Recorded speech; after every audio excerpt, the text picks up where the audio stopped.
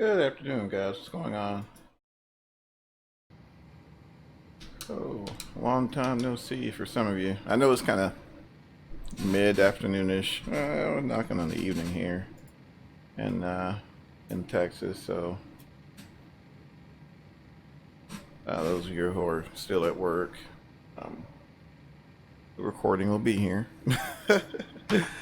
Oh man. So yeah, we are here in Dallas Love Field. I figured I'd do a little short trip, just kind of catch up and see how you guys are doing. I know it's been a long time. I'm so sorry. Oh man, so sorry for that. The whole um, making a living. You guys know how it goes. Anywho, yeah, we're here in Dallas Love here, and I'd like to get to Houston here at some point. About 240 nautical miles, give or take. So we're just gonna go ahead and import a flight plan and make it easy. Just a little bit. I'll go ahead and load that guy. And decided to take the old 737 out. I personally decided to go ahead and pick the non-winglet version with the minus the Frontier baggage loader. But yeah, I decided to go ahead and hit up the gold delivery. I don't know, it kind of hits a little soft spot in my heart. But at the same time, you know, can't really throw a stick and anywhere in an airport and hit an aircraft that doesn't have a winglet on it now. So go ahead and activate. That's my thought process behind it. Try something a little different. I think the flight characteristics are a little different as well. Alright, so we're favoring 3-1 right.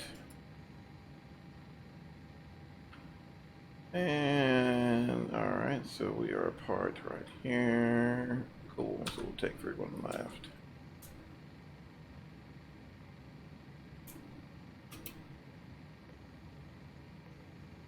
I'm gonna get a flight plan thrown together here. Forgot what SID it told us to take. Let's go back.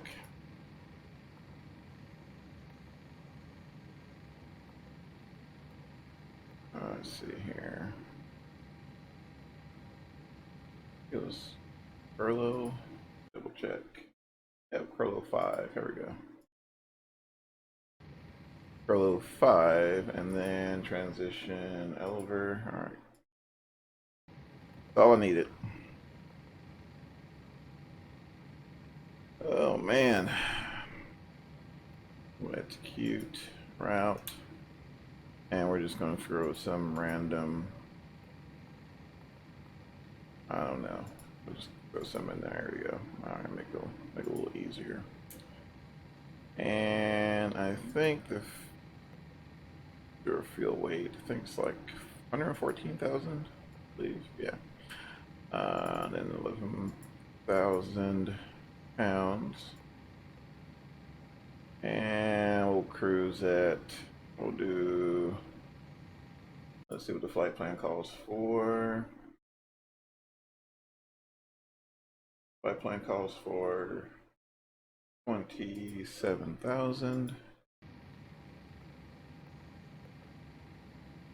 27,000 and cruise winds. Let's see, 290 at 70. 90 at 70. So out of the west a little bit. And then, let's see, reserves will be 2.1. And then a cost index. Drum roll, please. 42. All right, 42. 42. And I'm ready. we can go ahead and board. I like to at least get a little bit of a head start. And it's gonna want me to open all the doors. We'll open those and see N1 limit. Now this is where where I love the EFB here. We'll copy our runway info. Conditions are dry. And let's see, winds are 287 at 7. Get rid of that guy, and QNH is 30. Make sure that gets me every time. Gotta make sure that guy is highlighted. 3058. And there we go. And we'll do a normal takeoff. Optimum, which probably be flaps 5. And anti-ice off. Now we can just jump over here. I'm going to read from aircraft. And was it from 19.7s to CG? And 19er. What did I say? Yep, it's that bad. 19.7. Alright, so 19.7.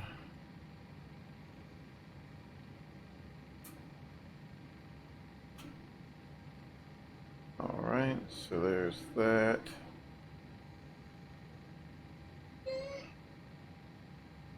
That's good there.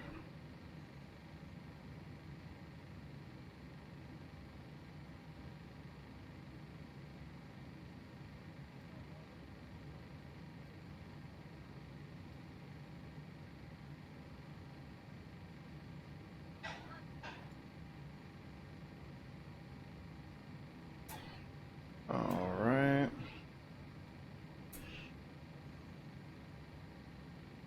Let's see here.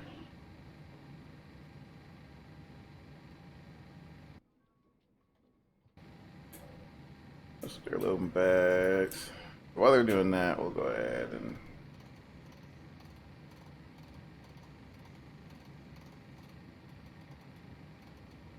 set ourselves up 27,000 feet.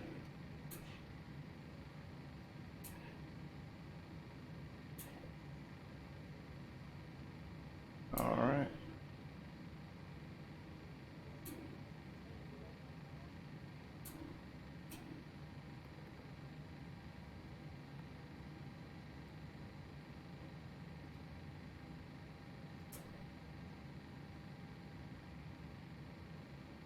Let's see. All right. Let's see, 55 degrees Celsius. That puts us at. Is that right? No, that's not right. I'll tell you why. Don't have the winds out in here.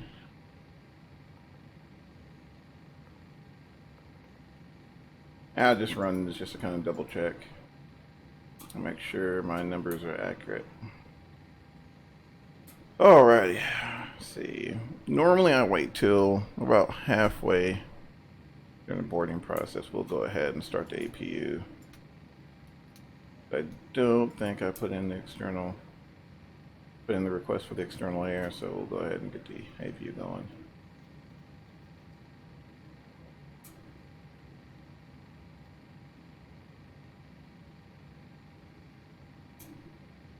And sometimes it's the flow, I guess, we take during the flight programming the flight management computer, right? So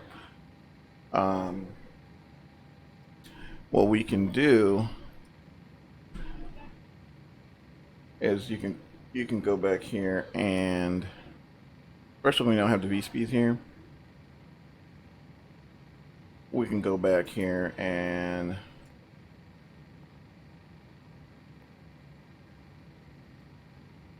let's see.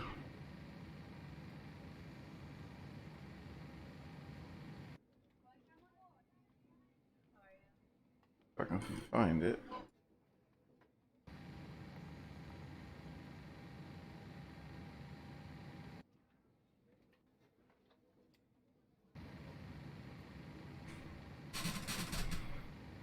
Let's see, alright, take off. There's one, I don't think. Make sure we execute everything. I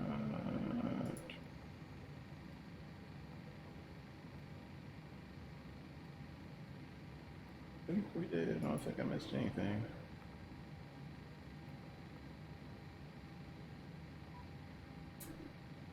Yeah, it looks like we were done boarding.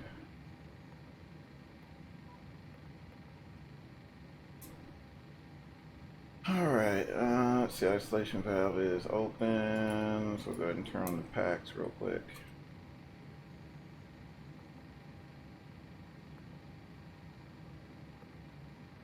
Alright, let's go here.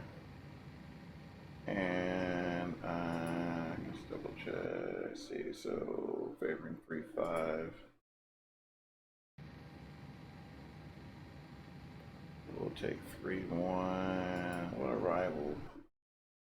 Our kids 3. Which we can set majority of this afterwards, but get that out of the way.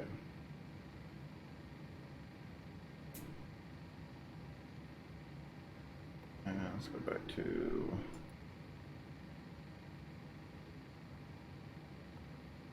uh, 125, 161. Oops.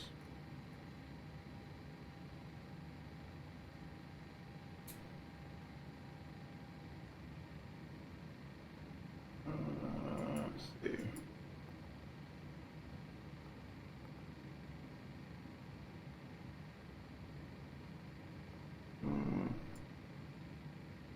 Everything is executed. I don't think I missed anything, so take off. Yep, that's right. That's right.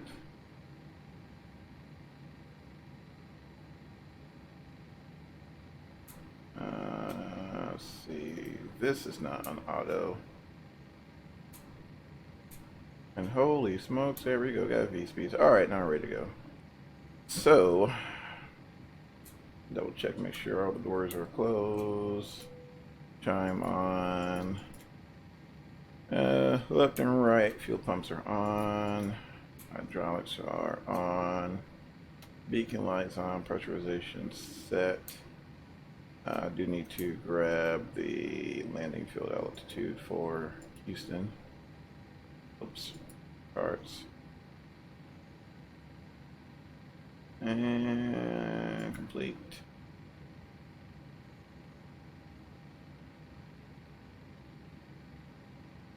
And 46. So we'll do 50. Alright, so we'll go ahead and take the electrical power off the external source and get down the APU. Alright, bleed air is good there. I'll go ahead and release ground power, start parking brake, and remove those chocks. Our MFD to engine, and I think we're ready to go. Chris, push back.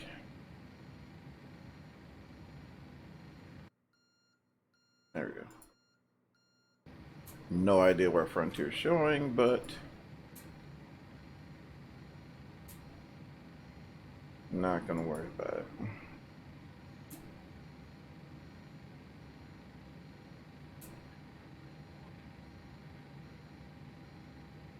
So PMDG has made it very, very clear that they're not going to do a whole lot to try to.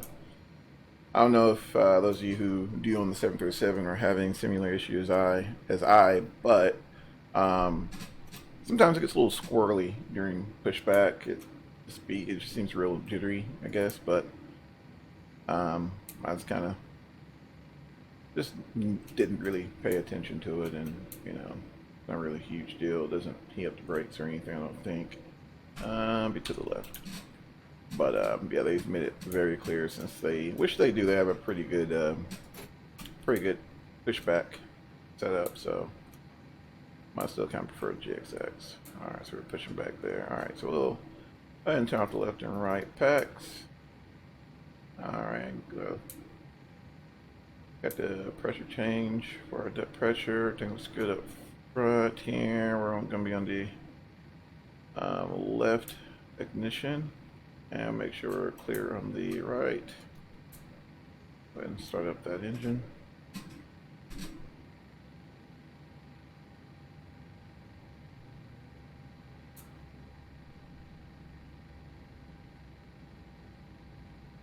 And some people wait for like 18%. I normally spin them up to about 20. Make sure we get a nice cool start, but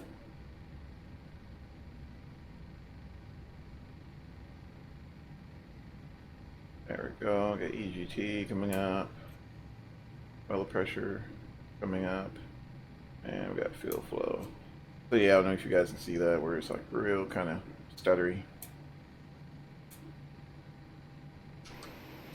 It's not a huge issue, but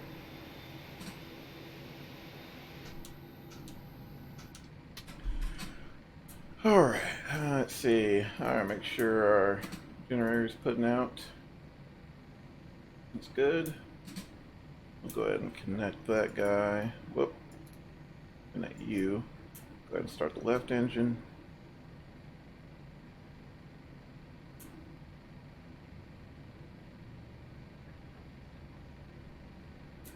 But we're in position.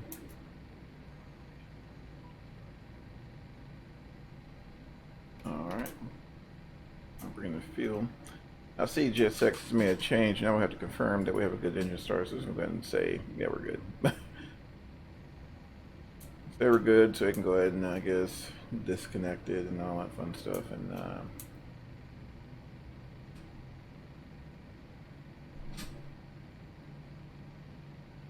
we'll go on about our way. So I know we're going to be taking off, heading towards the northwest, but our route, or Sid's going to take us to the south. So what we're going to do, our lateral navigation is going to be LNAV, but we're going to utilize heading mode. Alright, put the isolation valve to auto. Make sure both left and right bleeds are on.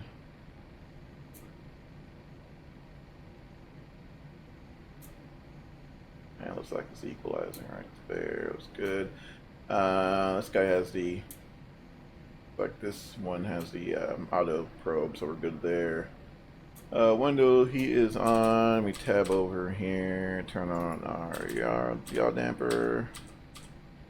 That looks good, and go ahead and kill the APU, save gas, and press that recall button.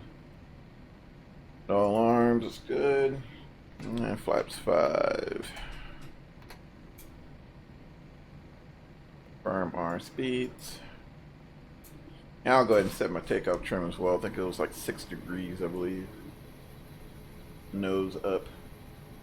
So, yeah, about right there. Looks good. Alright, cool. Everything's set. I'll go ahead and put our flight director on here. Arm the auto throttle. Arm VNAV, but we're going to leave LNAV disarmed for right now. Alright, looks like we're all ready to go. And let me turn. Alright. And taxi light is on. I normally crack the power up just a little bit, try to stay under 40%. Now, I don't know if this is my sim or if anyone else is having this issue. I mean, the 737 taxis very well, but especially in light lows. Maybe I can try it with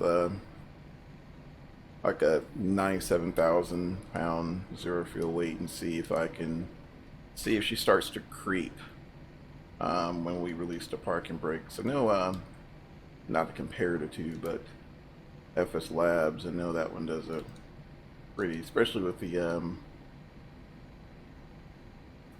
IAE variant.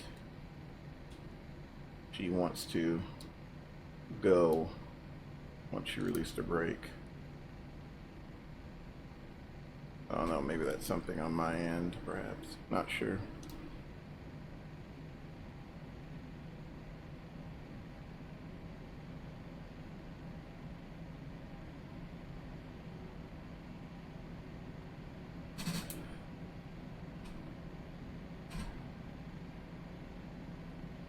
But I mean, like I said, taxiing this thing is really, really nice. Once I get about 17 knots, I'll kind of really won't even use the tiller, but I'll use my rudder pedals, and she tracks pretty good. No worries there, but this is really all I've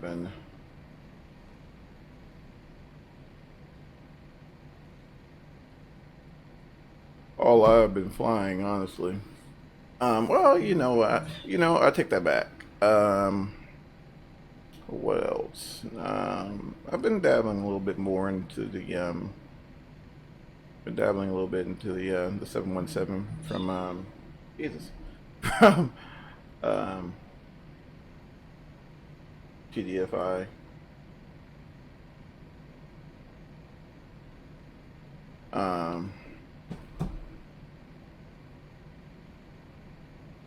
Since it's been a while.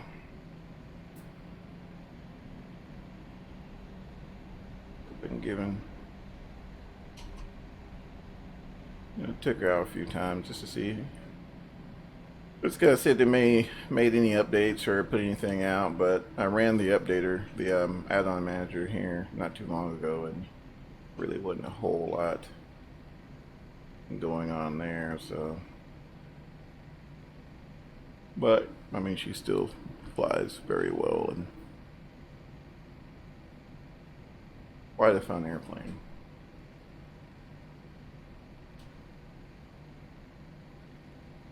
All right, getting pretty close here, and as always, we are number 1, so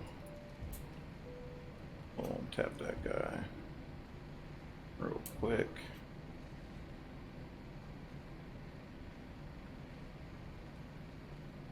And one thing you want to be careful of and not do what I have done is try to turn this thing going past going over like 10 knots. It definitely made it fun to try to move this thing around the airport. Alright, we'll squeeze on the brakes just a little bit. There we go. Alright, cool. Alright, so let's see, we'll set this up for our runway heading. There we go. Alright, so looks like we're ready to go almost. We'll go ahead and landing lights on, taxi light off, strobe lights on. And it's a quick once over of the panel. Weather radar on, RTO set, everything looks good. Alright. Crack those throttles just a little bit.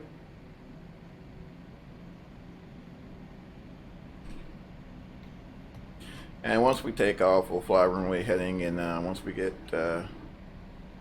stabilized, we'll vector ourselves on course.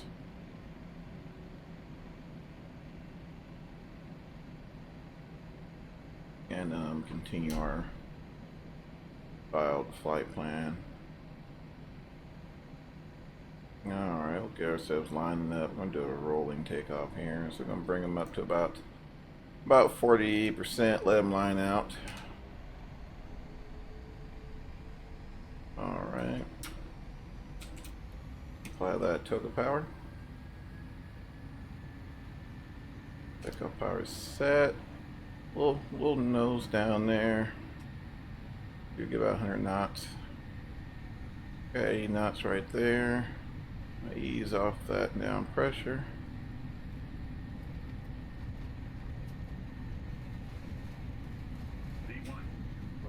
All right.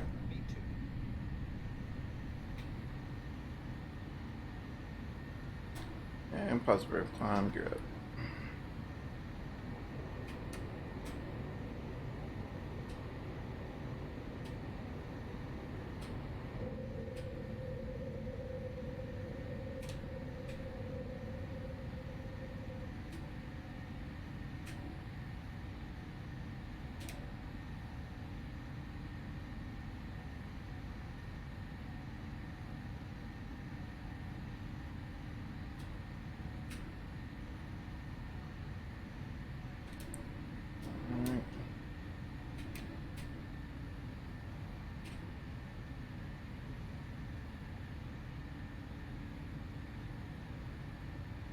Alright, set ourselves up for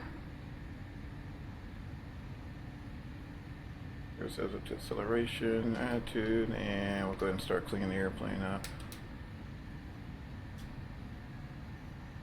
Flaps 2. And flaps up.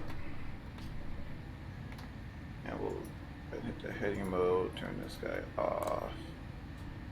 Alright, so what we're going to do, I'm going to let auto help me out just a little bit. And so make sure, one big change they did make to the airplane is they, we found that one, is they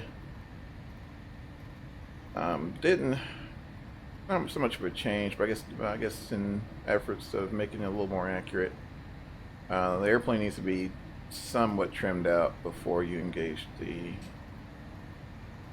autopilot, which makes sense.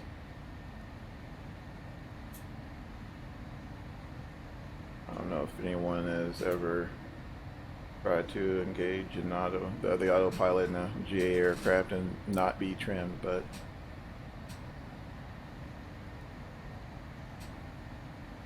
definitely an experience. All right.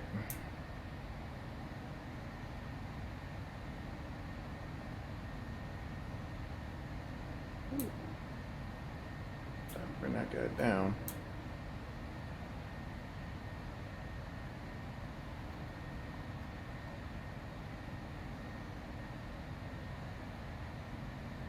So I think what we'll do here, we'll just go right there, and we'll turn on that L nav and our track there coming out of 75, coming out of 7.6, and start up to 270. That's good. Everything looks alright so far. Everything's climbing nicely. Engine instruments are looking fantastic. I'm gonna go ahead and turn off the engine ignition. We need that. Just need more. Alright, I'll close that guy there.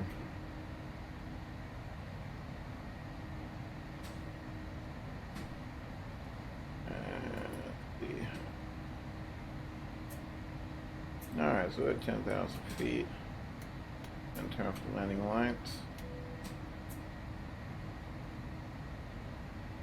And once again, just quick once over the overhead, make sure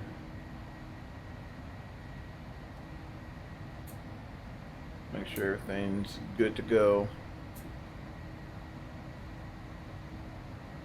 And yeah, I'm satisfied. So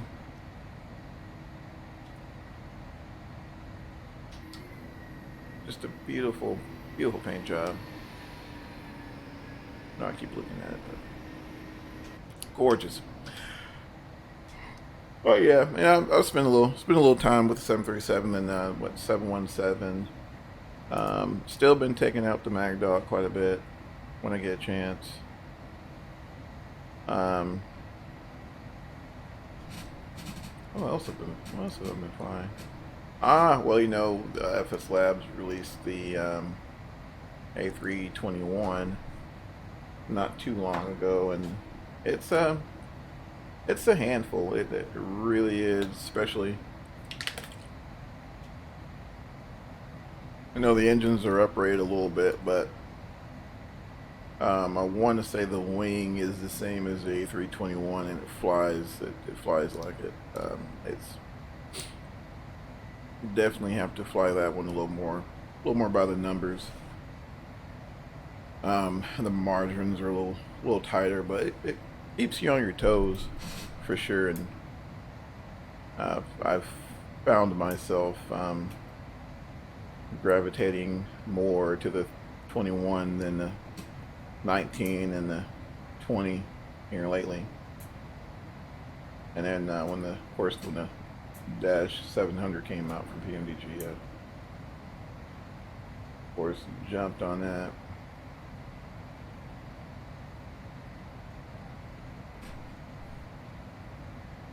And but yeah, it's really been pretty much it as far as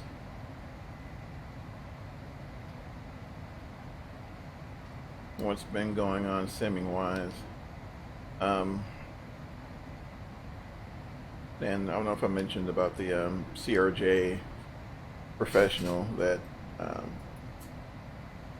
was released last year, and I gave it a shot. I mean, it's not a bad air. I'm not saying that's a bad airplane at all, but it could use a little more polishing. I don't know. For example, did a trip from I think it was DFW to Bloomington, Illinois. 604 nautical mile trip. Everything spot on. But for some reason on the arrival sector, just I was flying approach, and I was a little. I won't say it was marginal, but it was IMC. So just shooting an approach, and I wanted to change charts real quick, and just CTD. As soon as I went, and as soon as I picked the chart and tried to load for a couple seconds, and then immediate CTD. So I don't know.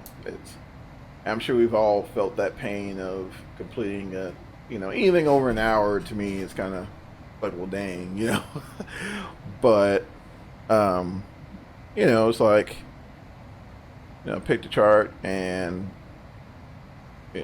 straight crash to desktop, and you're just kind of that pause of, wow, that did not just happen. Literally 5 minutes before touchdown. But anywho, I mean, it's all right. I just moving forward, I've just been using Garmin Pilot for my charts and everything. Unless I'm in the 7.3, then I can, this EFB, it functions very well.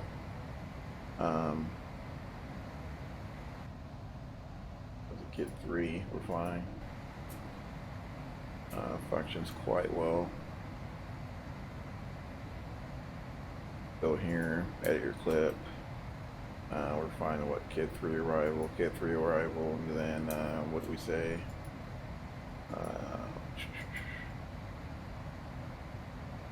3-1 left, I think. So go down here, approach.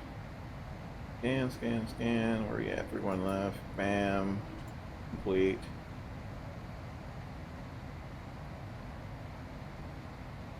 Just really very easy to use. I just wish, you try not to make that comparison, right? I mean, you don't want to just, well, PMDG does this, well, Aerosoft does this. I mean, you try not to do that. I mean, at least I know I do. But, there's a couple of, like, the EFBs, to me, it didn't really, knew you were missing out until you finally got it, and it's like, man, you know, I wish the ESP would work like this one, but well.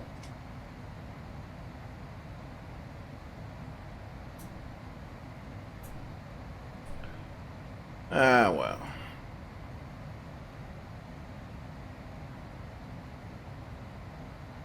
So,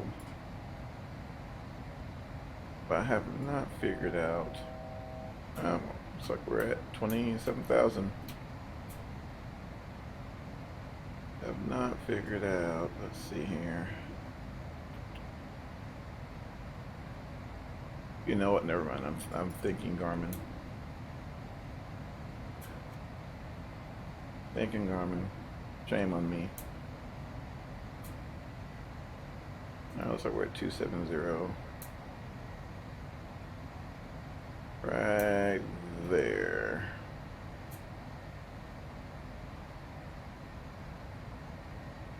Alright. And of course, hadn't really heard a whole lot from the developer from the Mad Dog X, really, at all here past month or so, but I'm sure he's on a well-deserved break because, I mean, honestly, so far I haven't had any problems with the Mad Dog at all. No problems at all. Even with the TFDI 717, I haven't really had a whole lot of issues with. The one thing I do wish, though, from KDFI, I'm probably screwing that up, is TDFI. I do it every time. But anyway, it would be nice to kind of, I don't know, maybe get a model update at some point.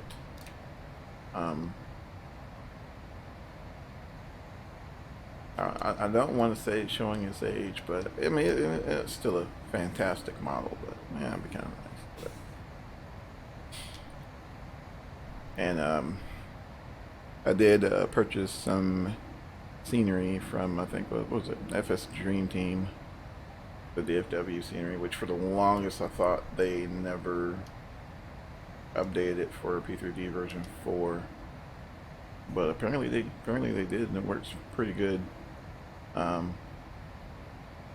I really got tired. I was like, oh my goodness, I wish somebody would do an update for DFW. It'd be nice if we'd seen one for Dallas Love, but I think Blue Yonder, or Blue Yonder, one of those names has stated that they were going to work on a rendition of Love at some point, but haven't really heard anything from it. Detroit is looking pretty good from Sun Sky Jet. It's still in beta, but been doing some testing with it, and other than a few little issues here and there, it seems to be panning out nicely without divulging a whole lot there. But yeah, so far so good in the Flight Sim world. I know we're all still kind of waiting on bated breath from Microsoft Flight Simulator next generation, or whatever they call it. Still, oh, sorry.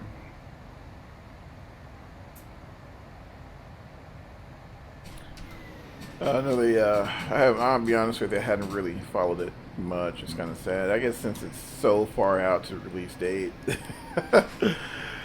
kind of, just kind of waiting, see what happens further down the road, I suppose. But haven't heard anything just mind-blowing just yet. Performance-wise, I've been looking at a few videos, but performance-wise, it does look pretty nice. I'm not sure what the specs are for some of those guys' hardware, but excuse me, looks pretty nice.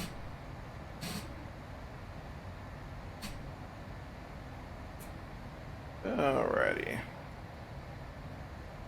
186 miles out. Pretty decent. one component, 489 cents. Pretty good. Now we could go in here and update this guy to maybe 0.74, but I mean, this is fine. RT, where's I think there's a no forecast.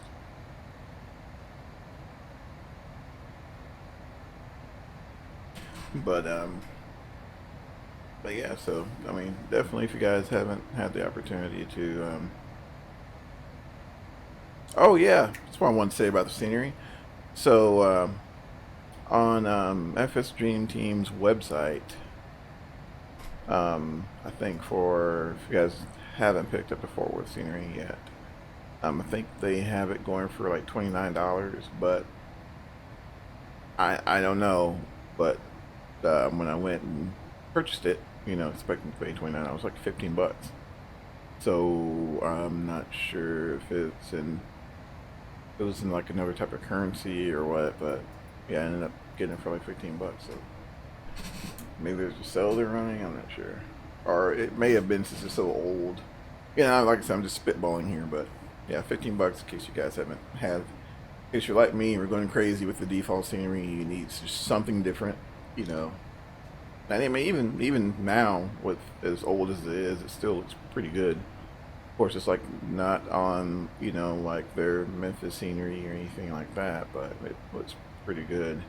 Latin VFR, actually, I've been looking at purchasing their Miami version 5 scenery. It looks phenomenal.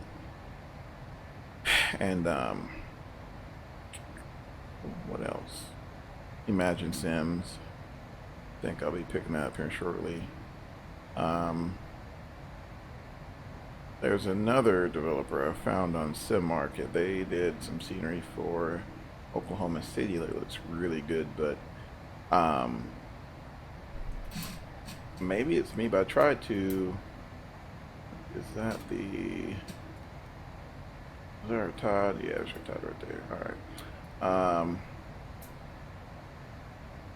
But I was trying to update the gates. The jetways by default are static, but you can there's a I guess a fix or a patch or something you can download to enable the SODI jetways. And I don't know if I did something wrong. Probably I did something wrong, I'm sure, but I did something wrong, and all of a sudden now I have no gates. So that means I need to go back to square one or just reinstall it and see if I can figure out what I did. And confession, I've been playing quite a bit of DCS, so and I haven't streamed anything with DCS because I know after about 10 minutes of seeing me get murdered on DCS, and you guys will get fairly tired of it. Unless you want to see that, I'll be more than happy to stream it. But the F-14 Tomcat on DCS and like the F-18 to me, it's just like taking up a good bit of what little spare time I have now. Wow, it's probably, and we're going to reset the MCP up to while I'm over here and running my mouth. But it's probably, I don't know, it's probably one of the best aircraft I've seen for a simulator as far as like the way it looks and the texturing. Very, very organic feeling airplane. Yeah, if you guys have DCS and have not picked up the F-14, the learning curve is a bit steep. I'm still learning it, of course, and I'm still starting descent right now. Cool. But well worth the investment and well worth your time. And the F-18 as well. F-16 I've not tried yet. So yeah, that goes there. I was like starting to descend, just kind of following. All right, let's go get probably like vectors. Yeah, vectors after that. So yeah, it's pretty simple. Go ahead and hit the downwind, then base the final. Pretty straightforward.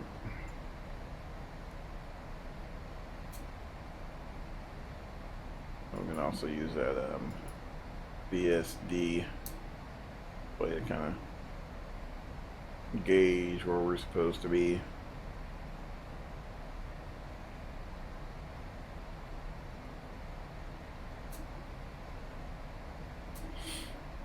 And while we're descending, we'll go here and go ahead and dive in our performance page and show landing. And what was I doing? Oh yeah, we go. It's dry, thankfully. Flaps. Before I do that, let me get the wind, weather. You got me to see what kind of AS report from guitar.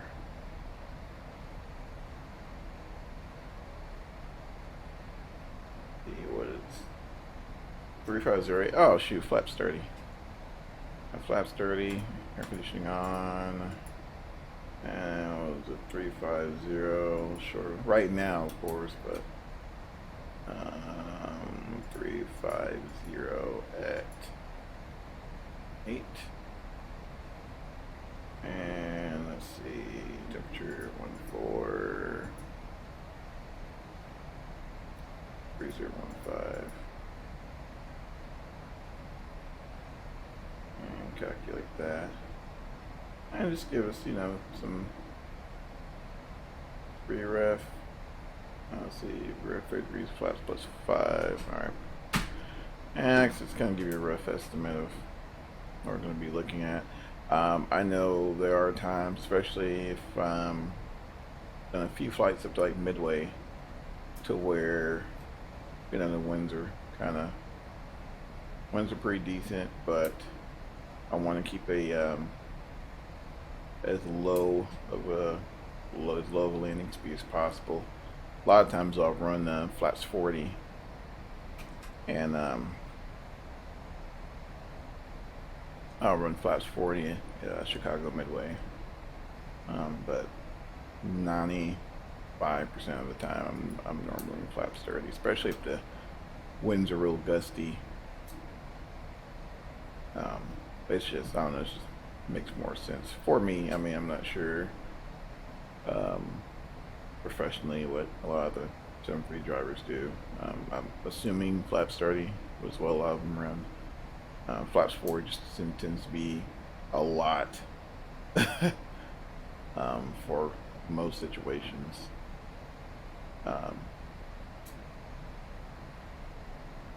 Like on the Embraer, you know, most times like flaps 22 is perfect, you know, for most approaches. But you know, basically I guess it boils down to, you know, you use whatever you need for whatever situation you're going to be in. If, you know, the numbers make sense for you to run flaps 40, you know, run flaps 40. So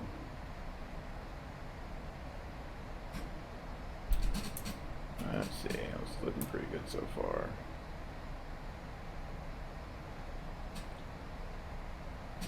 So I thought at some point maybe going back, taking this guy back up to Midway, especially, it's pretty interesting flying in the Midway. I don't want to mess up the name, but there's a developer that did like a Chicago X and then Chicago Airports. Get both, maybe catch it on sale. Well worth it. It not only upgrades, between those two packages, you pretty much have Chicago covered. I think they did, oh, don't get me lying, they did another city as well, and I mean that's the city plus the airports, but I cannot think for the life of me what city it is. Is it Miami? It's Gretzky Design or something like that. I don't know, lying guys, but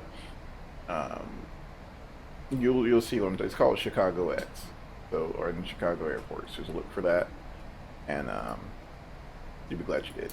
Really good scenery, and just it's pretty challenging getting a 737-8 Dash 7's not too bad, but I mean, you have to be on the toe. You have to be on your toes, even with the 737 dash 700. You know, since I mean, all 737s they kind of land fast. Yeah, I mean, of course, all jets land pretty quick, but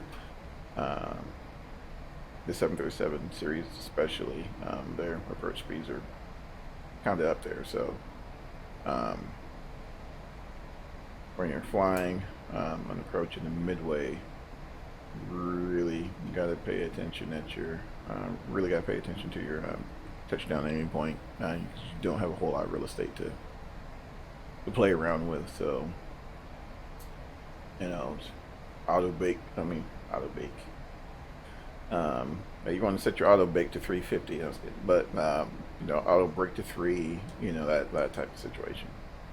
But it's fun. It's fun. Now I don't know. Let's see if we can dirty up the wings a little bit. Try to. There we go.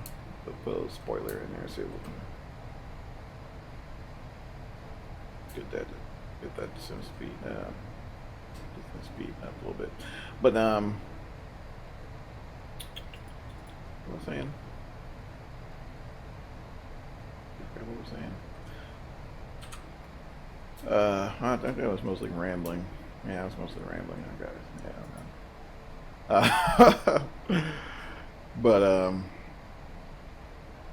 oh man. But yeah, that is probably one of my, I guess, most favorite airports to fly into in the sim.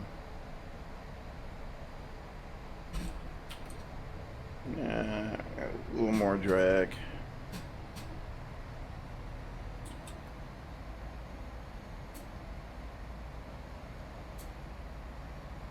There we go.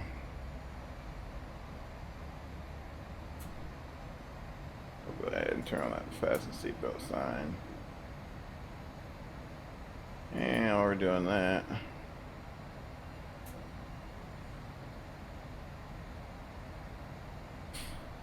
and let's see, normal.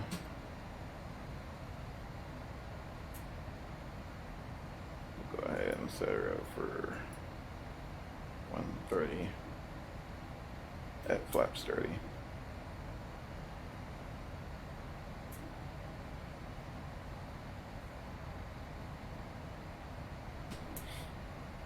Do a little quick descent checklist here. Let's see. Oh yeah, so as I mentioned, but I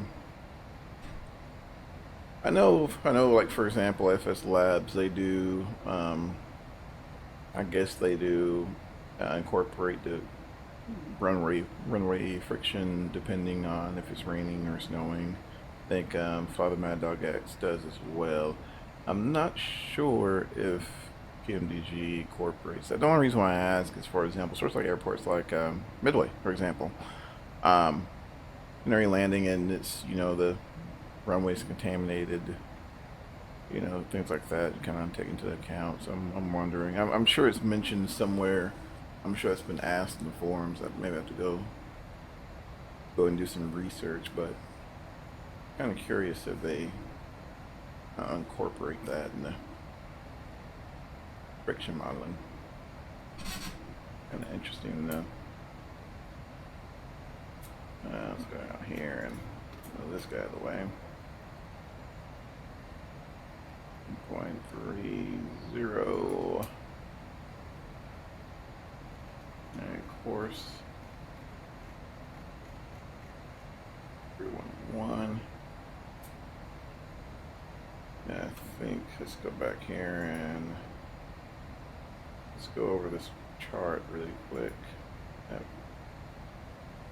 And ILS.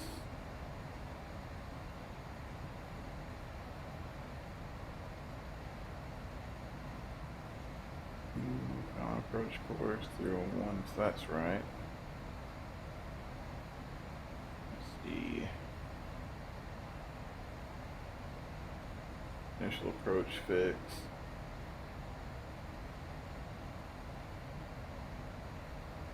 Booner. ILS DME. Low. Final. That's the minimum safe altitude. 3100 and 2400. Okay.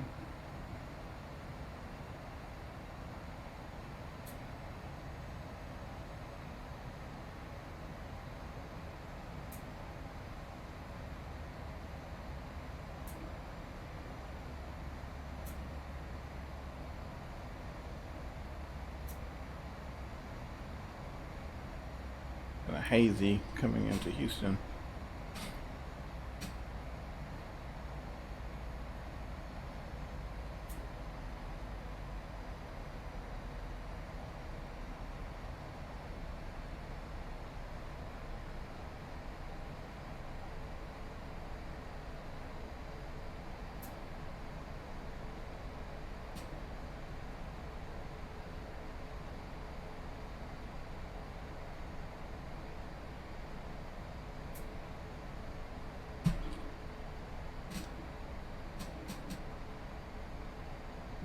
Looks like we're still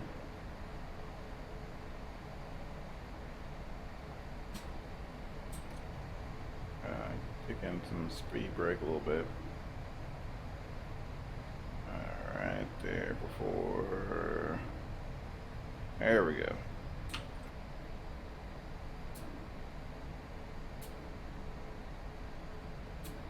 Alright, hanging lights on.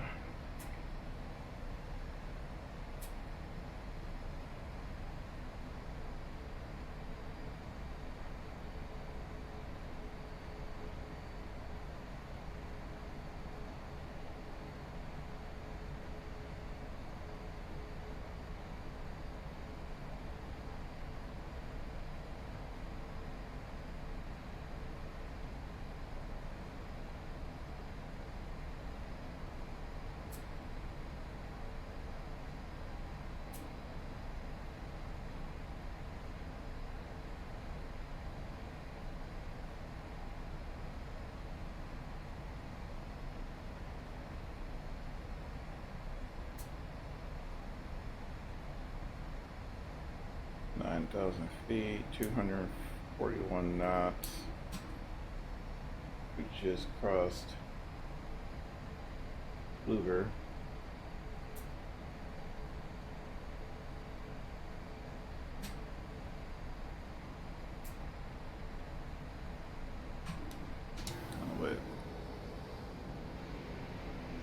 Dive into an exterior view real quick.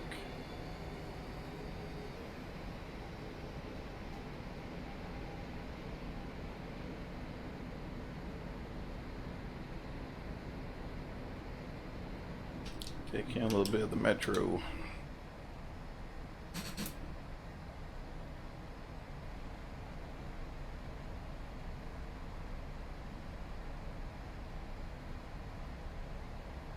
Alright, so yeah, we'll take the ILS 431 left.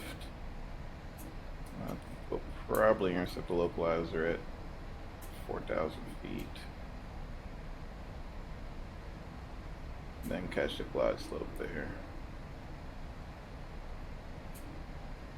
At Lislow.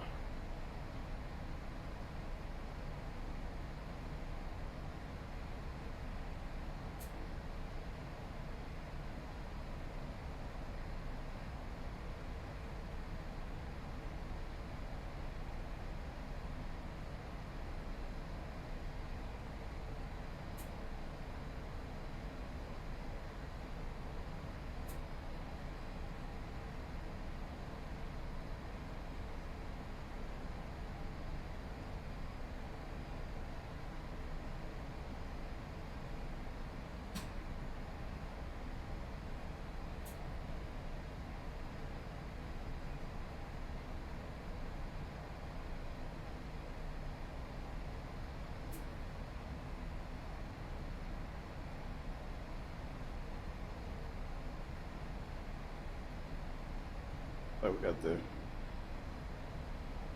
picking up the ILS from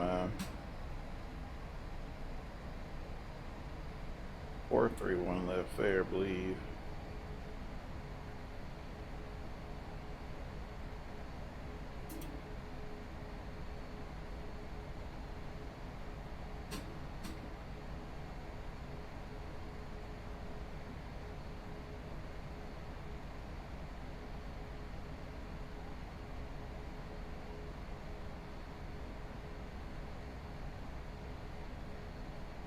Start slowing down there.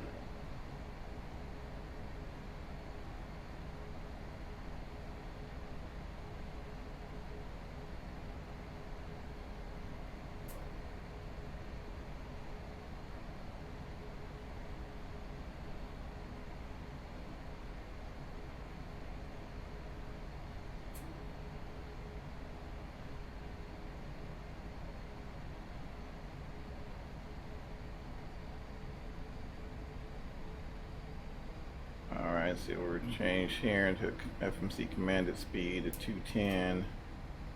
Oh, what's saying there? Yeah. Looks like we're going to hold 210 all the way to Thunder.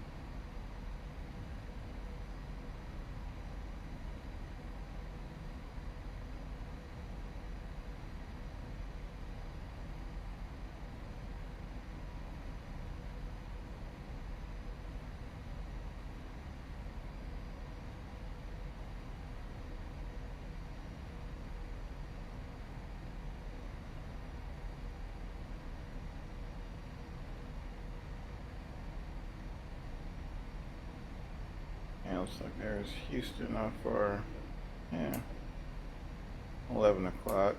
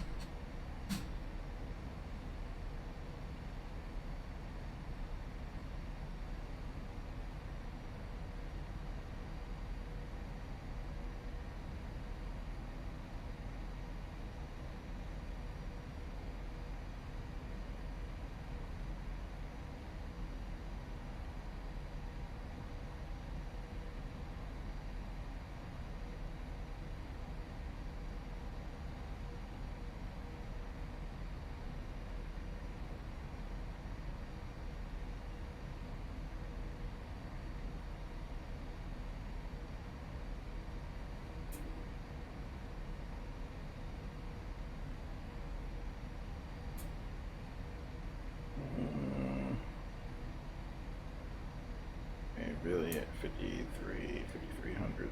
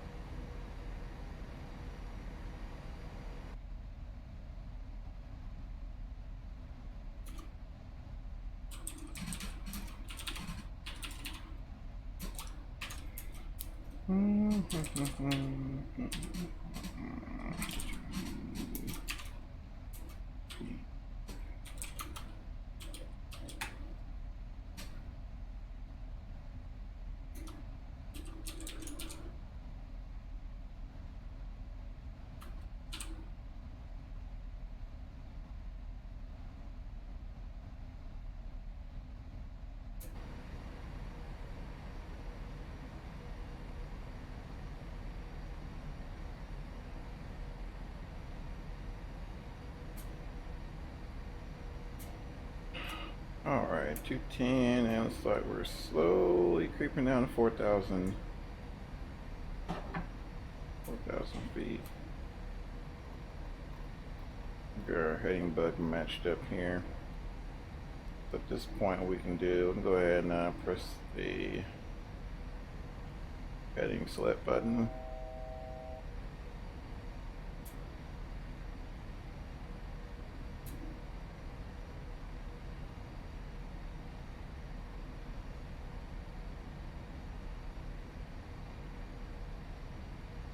And I'm going to grab the speed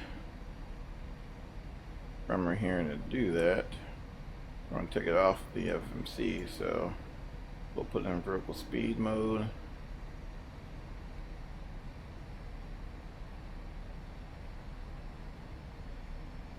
Now this has changed from the FMC commanded speed to the MCP commanded speed. So right now we're commanding 210, so airplane's going to give us 210 knots. So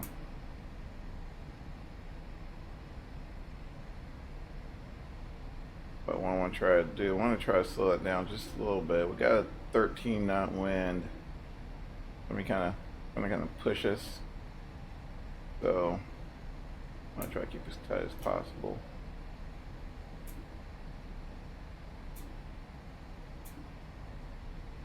That's the plan, at least.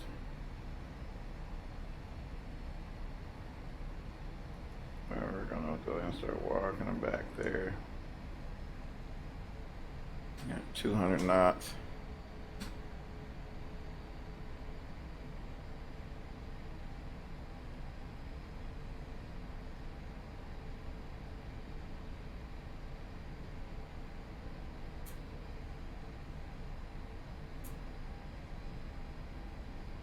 Yeah, it's probably hardly noticeable. Like I said, it's only 14 knots, nothing insane. Alright, we're gonna slow it down to 190.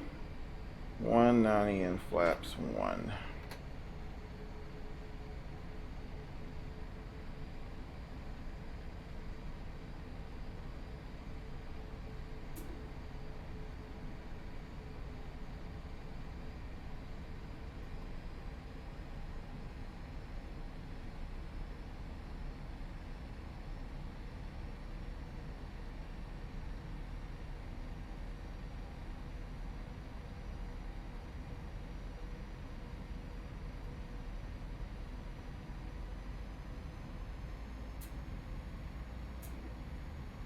Bring up the power just a little bit.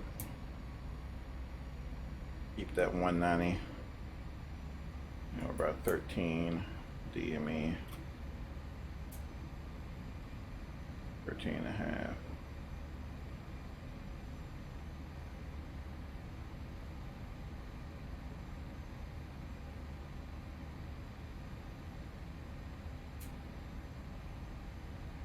And let's flip once over.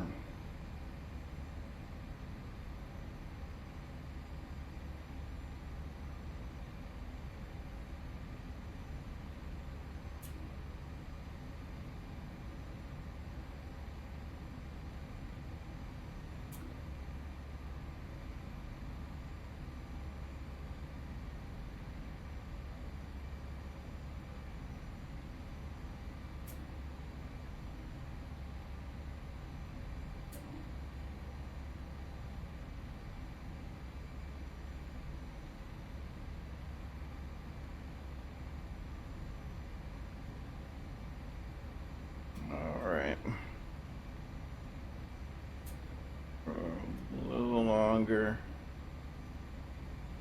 and we'll probably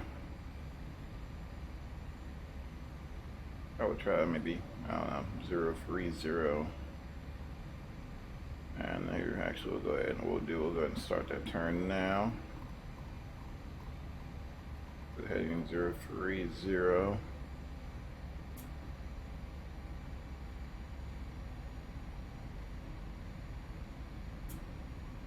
Of course, our localizer is going to kick out to the opposite sides, and being that we're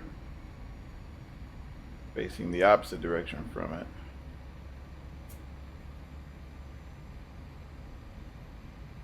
we'll pick it up here shortly. And I'm gonna try maybe 010 should get us on a 45-ish degree intercept.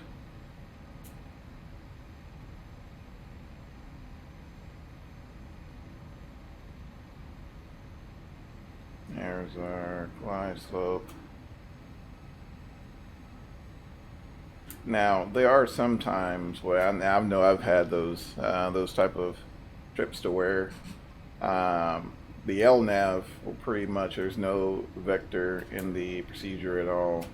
The LNAV normally either takes you for a straight in or what have you.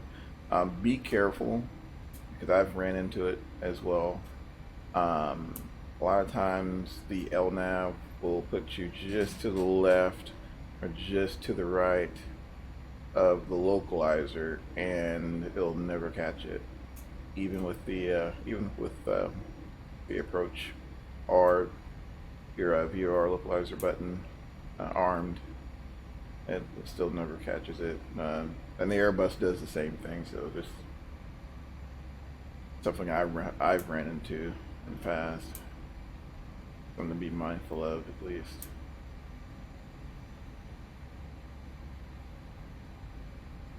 Normally, I'll just go ahead and, there's the localizer. They're starting to creep in, and she's making that turn there to catch it.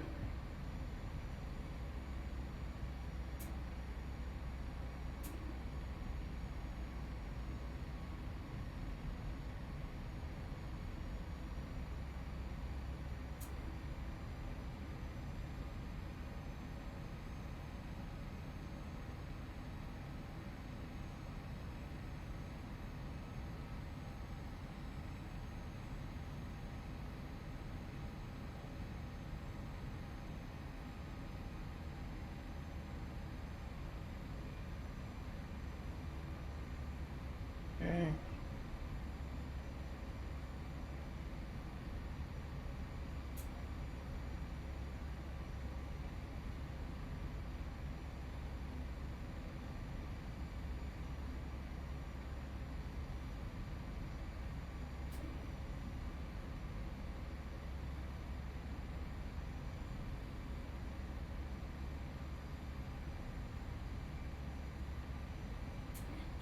I guess we'll just pick up the glide slope from here.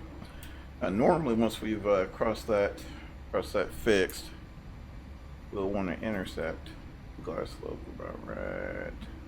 Yeah. But it'll be alright. Alright, so we'll go down there to kind of bring this guy down to about 170. And we just did the intercept, so I'm gonna let the airplane settle a little bit before I start to add flaps. Alright, looks like it's starting to kind of sell its speed's dropping off a little bit. And I'll go ahead and squeeze in the flaps too.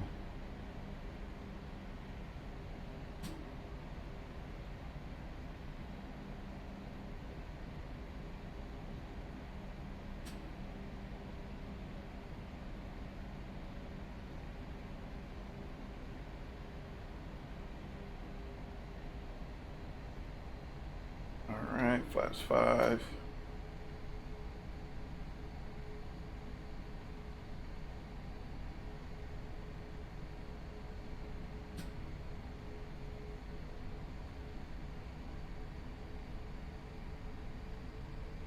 Crosswind kicking up there. And we'll go ahead and grab flaps 10.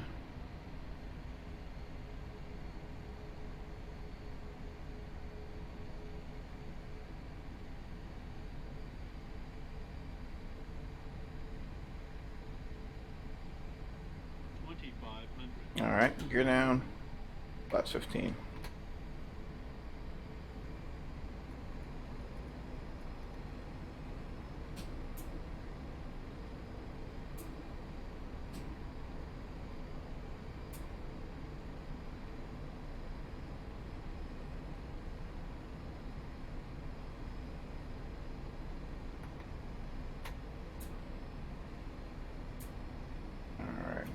flaps 25 there. Alright, we'll hold. We'll run that approach about 139 knots. And we'll go ahead and grab flaps 25, spoilers armed, ignition continuous, landing lights on. Alright. And if I can get myself adjusted.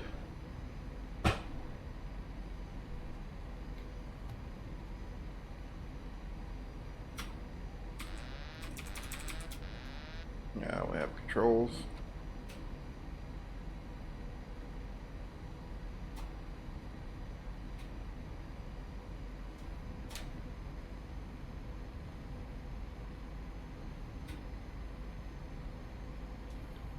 We definitely want to account for wind, especially I noticed here lately I've been getting, especially in Houston, it's been getting pretty gusty. So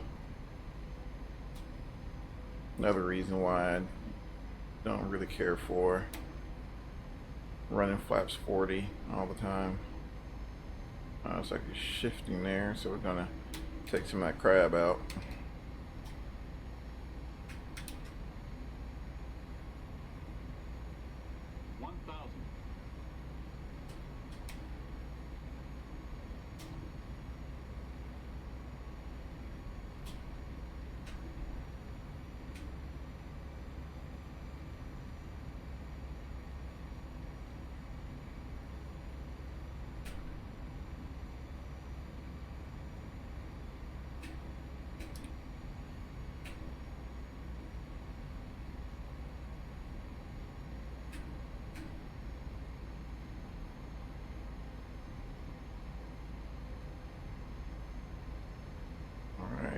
Pretty good. Ooh.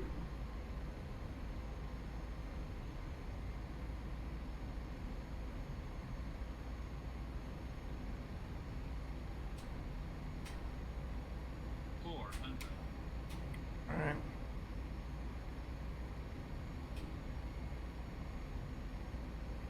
Try to get under it just a little bit. See if I can get close to those touchdown Amy markers.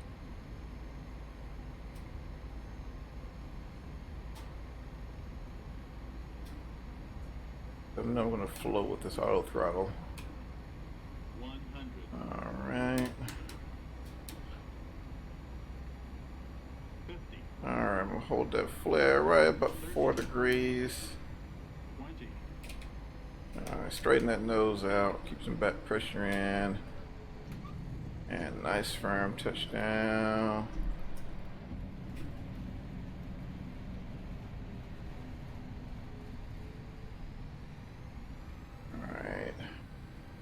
And we're at 60 knots, I'm out of it. Auto brake, bring us down to about 20 knots. I think we can actually snag this exit right here. Try not to turn past 10 knots ground speed there. There we go. That's fine. I can live with that. Let's get this heads up display out of our way. Go ahead and stow those spoilers. Clean up the airplane.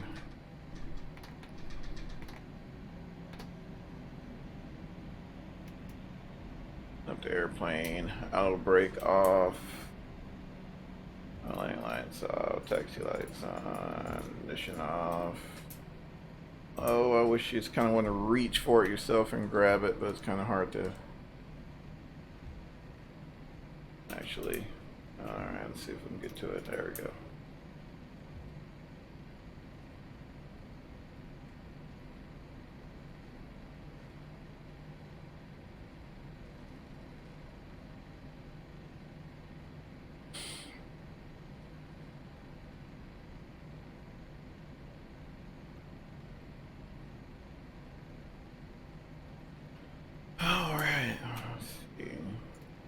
Decent flight. Wasn't too bad, didn't break anything. Let's see here.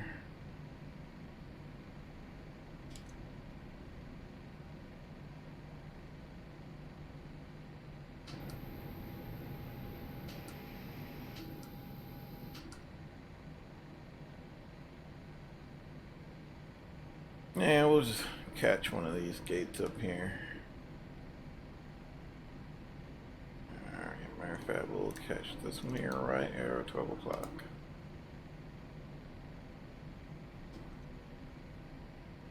Look, APU is ready for us. Go ahead and turn that guy on.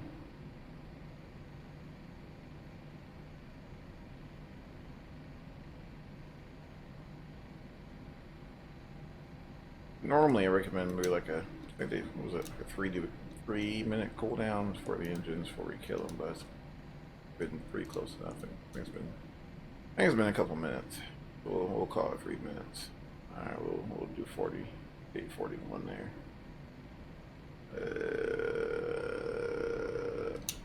Almost, and right, we'll call that good.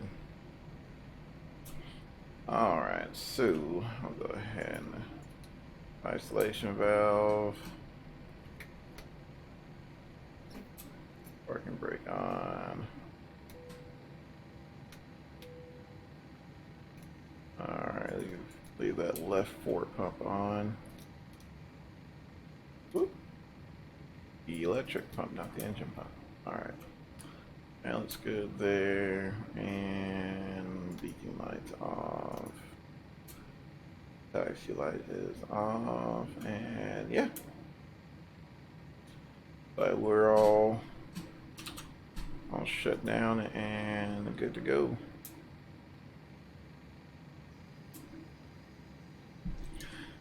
But yeah, it was awesome talking with you guys. Like I said, I know I started this one kind of early, but